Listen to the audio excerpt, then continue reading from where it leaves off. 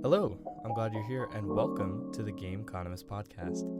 This week we'll be going over Sony's decision to price cut its PlayStation 5, Nvidia's latest announcement regarding its new AI, as well as EA's hefty earnings reports and their stock reflecting it. As always, thank you for joining us, and let's begin. Starting off, Sony recently announced that their PlayStation 5 will be receiving a price cut of $50, bringing the price from $500 down to $450. This is only a temporary price change for a back-to-school promotion, but it only recently hit the US as it took effect in the UK last month. In other news regarding Sony though, their Q1 June 2023 earnings came out Wednesday and reported a 31% fall in profit, and because of that, their stock saw an instant drop of 7%.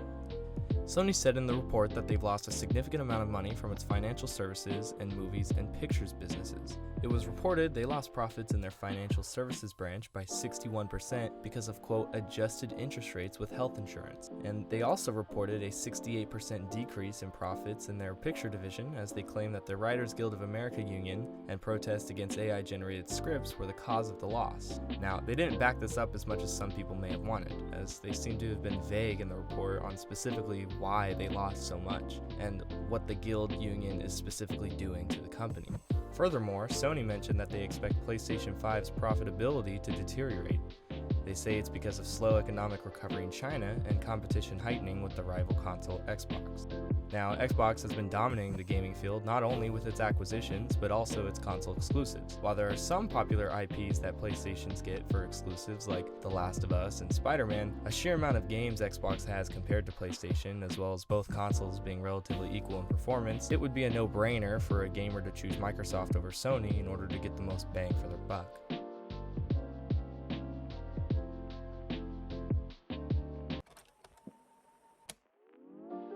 Yesterday on August 8th at the annual AI Academic Conference, Nvidia announced a new software to let users create, train, and customize generative AI in order to, quote, democratize AI development. This service will be called AI Workbench and can prove to be extremely useful for all aspects involving machine learning and personal projects.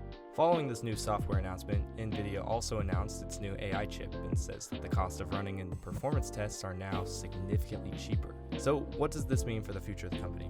Starting off, it's good to understand that Nvidia takes up around 80% of the AI chip market, which is relatively new to companies that don't specialize in hardware. It's also good to know that this will be Nvidia's first user-friendly software specifically designed by them for project development that doesn't pertain to their specific graphics cards. Their main competitor, AMD, has yet to announce anything similar to Nvidia and are playing their cards close to their hand for now. But amidst the abundance of announcements and improvements Nvidia has claimed to have made, their stock seems to be dropping, as within the past 5 days, they're down around 3%. And on Tuesday, after the announcement, they went down 2%. Now, there are a lot of factors that can contribute to this, of course. One of them being that last quarter, they made 13% less revenue than average, and the release of their 4000 series graphics cards didn't seem to spark as much attention as the previous 3000 series. I would say watch Nvidia carefully though, as the release of their newest software mentioned could be big for developers, and you could see companies buying licenses for their employees to use it if it proves to be useful enough. As for the newest AI technology in their cards, well, internally, it's probably pretty useful. In the grand scheme of the graphics cards they produce though, it doesn't seem to change much. Now, it's important to know that the 4000 series didn't really change as much as the 3000 series, as because a few years ago, when Nvidia announced their 3000 card, they seemed to be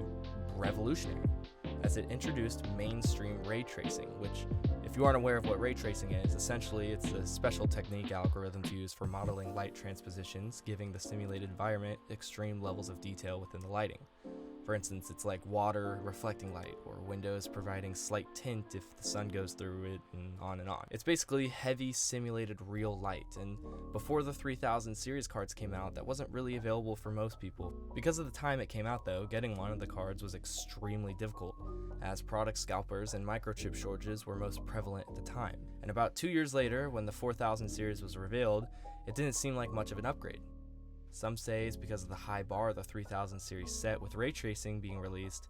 However, I think Nvidia eased up on the gas a little and relied on their 3000 series cards to keep them afloat as they start diving into new projects like the software they announced. Either way, while Nvidia is now at a lower value than they probably wanted to be, I think once this new software is released, it will show the true value of the company, as it'll show what else they're capable of other than designing graphics cards and AI.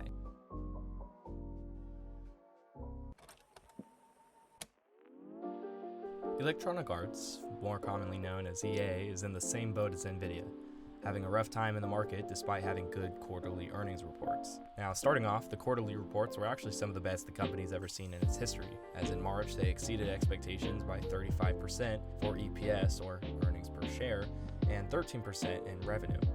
The company had 5 new releases this quarter: PGA Tour 2023, F1 2023, Jedi: Fallen Survivor, Lord of the Rings: Heroes of Middle-earth, a mobile game, and Super Mega Baseball 4. Out of those titles, 3 only really stand out from the company: Jedi Survivor for its popularity on release, along with FIFA 2023, and Apex Legends for their continued popularity throughout the quarter. However, FIFA 23 did actually have a rough launch, with controversy surrounding the game with their monetization strategies and exclusion of features. Players report challenges being harder than previous games, and soccer stars in the game being more expensive and difficult to unlock. Not to mention, the game itself is still $70. Tie all that in with the gameplay features being removed that were originally in FIFA 22, and you have a game with mixed reviews and a lack of excitement for future soccer titles. Despite that though, Jedi Survivor had a lot of hype surrounding its release, as its predecessor, Jedi: Fallen Order, is known as one of the best Star Wars games ever made.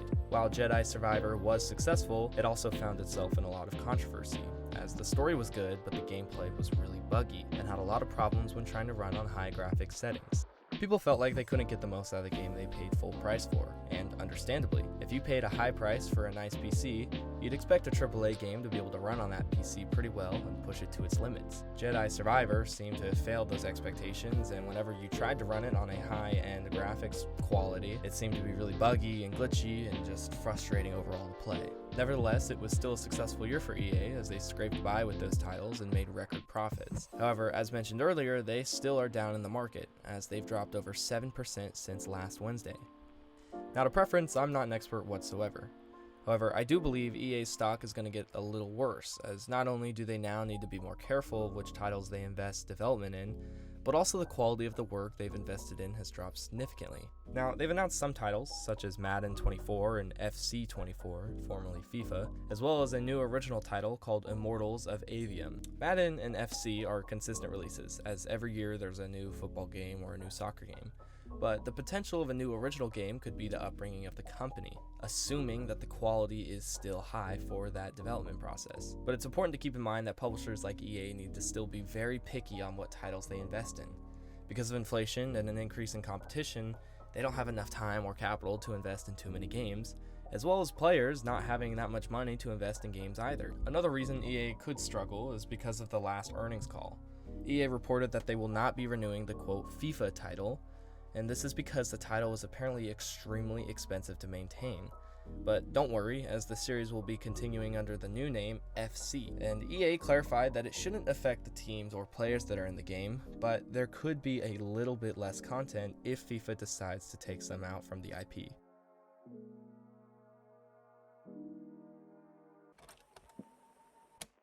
Riot Games just recently showed gameplay for their newest game, codenamed Project L, at EVO 2023, which is a fighting game convention hosted annually. The gameplay showed a lot more than what people expected, and honestly, it looks pretty good. It has a unique 2v2 mechanic where even if you're playing alone, you're controlling 2 characters at once, which can bring some interesting plays.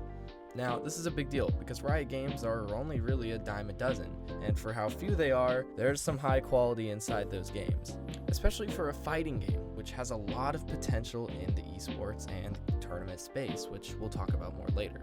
Now, there was no name given for the game yet, let alone a release date, but it's important to keep an eye on Tencent Holdings, their parent company, as a new Riot title is very enticing to investors. The only problem with Tencent, however, is the lack of consistency. It seems as if the stock has peaked in February of 2021 at $99 per share, but steadily decreased down to what it is today at $42. Tencent owns many companies, so a new Riot game doesn't mean that it will drive the stock all the way up, but it does open a new window of opportunity for the company to make money, with, as I mentioned earlier, esports and IP collections being the main ones. Fighting games have a lot of potential, as even 10 to 15 years after release, they still might have a tight-knit community that still hosts tournaments and plays games and offers cash rewards. And of course, they still have to pay, royalties to the company that created the game to host tournaments and stuff, which I think Riot is trying to capitalize on.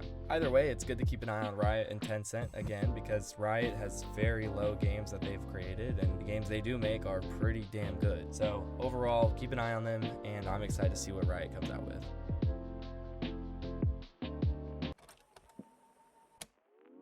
Activision Blizzard, as always, makes a return to the show with the release of the launch trailer for Overwatch 2 Season 6 Invasion, releasing Thursday, August 10th. Now, with the amount of content being released with this Season 6, it explains the drought of content players have experienced in the previous season, Season 5, leaving them wishing for more. This season introduces a slew of new features that boost player retention and replayability. Together with their bi-weekly content update for their in-game shop and new paid battle pass with a playable hero, the content for this season surpasses the amounts Overwatch players have seen since the game was released. The new player versus player game mode being released with this update brings a new experience for current players to enjoy, while also allowing older players to possibly return to the franchise. Now, the major talking point of this update, though, is the new cooperative player versus entity game mode. Overwatch 2 was a game that was released at the start with promises of a standalone player versus entity content stream alongside the previously known player versus player content. However, 8 months after the game's release, and to the dismay of fans, a live stream hosted by the developers during the game's mid-season update in Season 4 announced a shift in player versus entity development. The team announced that the PvE mode shown to the public before was a version that the team admitted to not being able to deliver on. So instead, new story missions and PvE content were going to be released in Season 6 to replace what was shown before with the promises of continuing to update said mode. Basically, if you don't know what I'm talking about, Overwatch 2 promised something, then they went back on their promise, and then now they're bringing out that promise just a little bit more this new season, but charging money for it. Now, if you're wondering, the price for the basic bundle that includes access was announced at $15 with a, quote, ultimate bundle costing $40. No other prices or currencies were announced. Only time will tell to see how the player base reacts to this different version of PvE, and Activision Blizzard is a company that I would take a look at during these next few days. 2 episodes ago, we also said that Activision was very excited for this update, as I think they believe that this can bring back a lot of players and drive up player retention.